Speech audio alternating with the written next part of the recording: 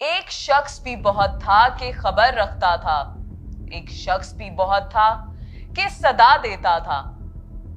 ہائے میرا ارشد، یہ صدا ہے اس ماں کی کہ جس نے 23 اکتوبر کی رات کو کینیا میں اپنا بیٹا گنوایا۔ یہ صدا ہے اس ماں کی کہ جس کا بیٹا ارشد شریف کو کینیا میں قتل کر دیا گیا۔ اس واقعے کے بعد سب سے اہم سوال یہ ہے کہ وہ کون تھا؟ وہ کون تھا کہ جس سے اپنی جان بچا کر ارشد شریف پاکستان چھوڑ کر گیا؟ در بدر تھا۔ وہ کون تھا کہ جس سے ارشد شریف دبئی میں بھی محفوظ نہ تھا اور جس کی وجہ سے ارشد شریف دبئی چھوڑنے پر بھی مجبور ہو گیا؟ وہ کون تھا جو کینیا میں بھی ارشد شریف کا پیچھا کر رہا تھا؟ اور وہ کون تھا جس نے ارشد شریف کو قتل کرایا؟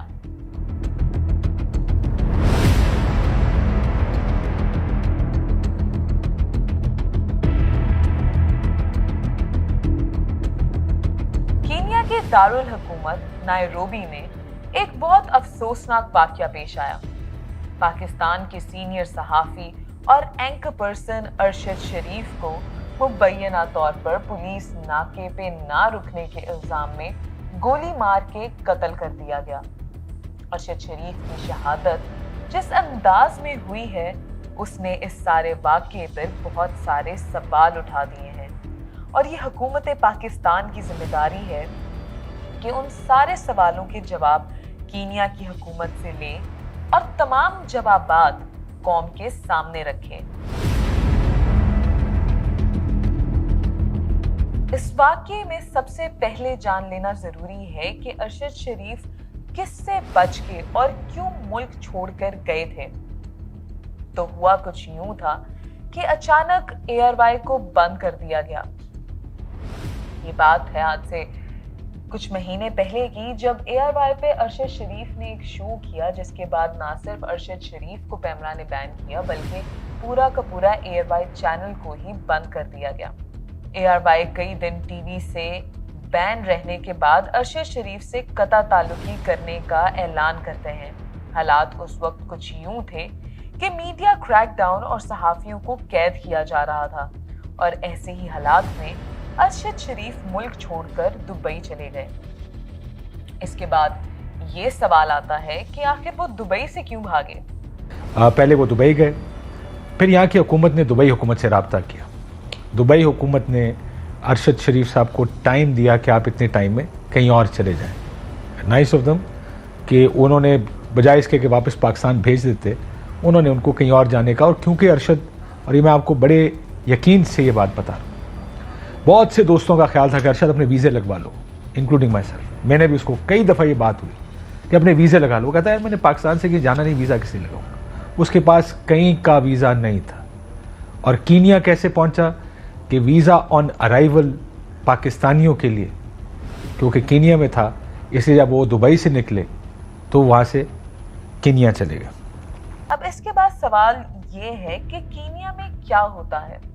الجزیرہ کی رپورٹ کے مطابق کینیا میں ماضی کے کئی واقعات میں پولیس پر ماورائے عدالت اقدامات ثابت ہو چکے ہیں، اور عام تاثر یہی ہے کہ پولیس کو سزاؤں سے استثنا حاصل ہے، بلکہ کینیا کے اندر ڈیتھ اسکواڈز بنائے ہوئے ہیں جنہیں ویسٹرن انٹیلیجنس ایجنسیز پیسے دے کے اپنی ٹارگٹ کلنگز کرواتی ہیں، اور وہ عموماً صحافیوں، وکلا اور سماجی کارکنوں کو نشانہ بناتے ہیں جو کہ شہرت یافتہ ہوں۔ اب ہوا کچھ یوں تھا کہ ارشد شریف پہلے پاکستان سے دبئی اور پھر وہاں سے کینیا جانے پر مجبور ہوئے۔ کچھ عرصے سے وہ کینیا میں مقیم تھے اور وہاں سے اپنا سوشل میڈیا چلا رہے تھے۔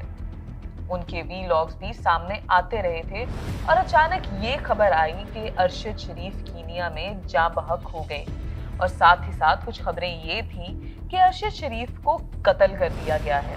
ارشد کی جو شہادت ہے، ہم اس کے پورے سرکمسٹانسز کی، ہم اس کی پوری اطلاع قوم تک پہنچائیں گے، عوام تک پہنچائیں گے، آخری دم تک پہنچائیں گے، اور ارشد کے ساتھ ہم کھڑے ہیں۔ جب اس واقعے کی معلومات سرعام پر آئی تو کینیا میڈیا کا یہ کہنا تھا कि नायरोबी मगाली हाईवे के ऊपर जब ये वाकया पेश आया तो उस इलाके में एक बच्चे को यरगमाल बनाने पर गाड़ियों की चेकिंग हो रही थी। इस दौरान अरशद शरीफ की गाड़ी वहां से गुजरी। गाड़ी रोकने का कहा गया, वो रुके नहीं और रोड ब्लॉक से गुजर गए। गाड़ी ना रोकने पर पुलिस ने गाड़ी का पीछा किया और गोली चला दी। अरशद शरीफ के सर पे गोली लगने से मौत वाक़ई हो गई, पर ड्राइवर महफूज रहा। इस फायरिंग में ड्राइवर को खराश भी नहीं आई और पुलिस ने बताया है कि ड्राइवर महफूज है। इसी तरह अगर गाड़ी को रोकना था तो गाड़ी के टायरों पर फायरिंग की जा सकती थी। बराह रास्त अरशद शरीफ पर फायरिंग की वजह समझ में नहीं आ रही। साथ ही साथ ये सवाल भी उठता है कि आखिर इतनी ज्यादा गोलियों का इस्तेमाल क्यों किया गया, क्योंकि बराह रास्त 9 गोलियां अरशद शरीफ की गाड़ी के ऊपर पुलिस ने चलाई गई। इसके साथ ही साथ सवाल ये भी उठता है कि अगर उस गाड़ी के अंदर वो यरगमाल बच्चा मौजूद होता तो क्या इस फायरिंग में वो भी महफूज रह सकता था? क्या ये अक्लमंदाना फैसला था कि पुलिस उस गाड़ी के ऊपर इतनी ज्यादा फायरिंग करती?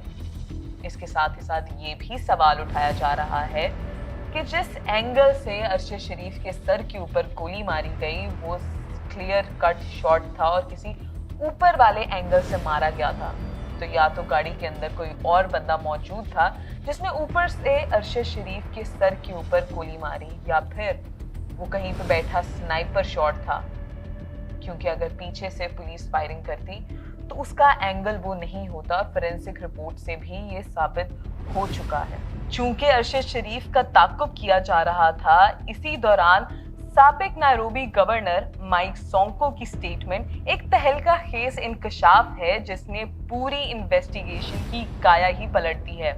उनका कहना है कि the late Arshad Sharif was a wanted man in Pakistan and the killer squad deep state were pursuing him wherever he was going। तो काफी ज्यादा सवाल उठाए जा रहे हैं अरशद शरीफ के इस कत्ल के ऊपर कि आखिर वो कौन था कि जिसको अरशद शरीफ का बोलना पसंद नहीं था। आखिर वो कौन था जो चाहता था कि अरशद शरीफ को अब इस दुनिया से खत्म कर दिया जाए। सवाल तो बहुत ज्यादा हैं, लेकिन हर सवाल इसी बात पे आके खत्म होता है कि वो कौन था। अरशद शरीफ ने अपना भी एक शो किया था जिसके अंदर उन्होंने भी ये सवाल बार बार पूछा था कि वो कौन था। उसी तरह इस शो में हम भी जानना चाहते हैं कि वो कौन था आखिर। जैसा कि किसी शायर ने कहा है कि जाने वो कौन था और किसको सदा देता था, उससे बिछड़ा था कोई उसका पता देता था।